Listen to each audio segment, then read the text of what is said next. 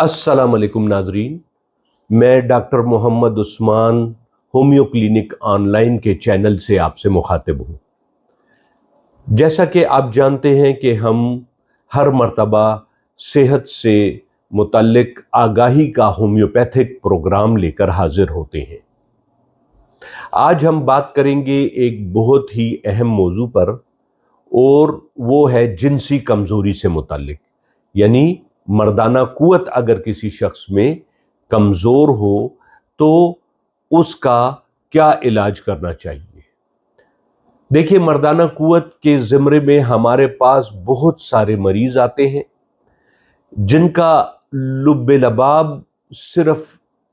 ये इन चंद बातों पर होता है कि उनमें या तो इरेक्शन की कमी होती है, जिसको हम इरेक्टाइल डिसफंक्शन कहते हैं,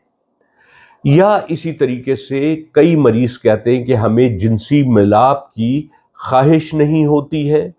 तो इसको भी जो है एक मर्ज समझा जाता है।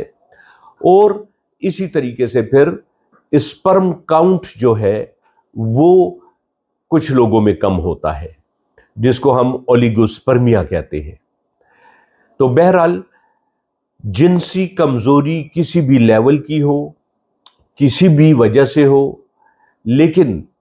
अगर मरीज ये चाहता है कि उसकी इरेक्शन बेहतरीन हो और जिनसी मिलाप की ख्वाहिश उसके अंदर खूब पैदा हो जाए और उसका स्पर्म काउंट भी बेहतर हो जाए, तो इन अलामात के लिए और इन अमराज के मजमूए के लिए होम्योपैथिक सिस्टम ऑफ मेडिसिन में दो बेहतरीन अदवायात हैं। एक को हम कहते हैं कैलेडियम 1M, इसके 5 कतरे हर हफ्ते लेने चाहिए, और इसी तरीके से दूसरे को हम कहते हैं सिलीनियम 1M, इसके भी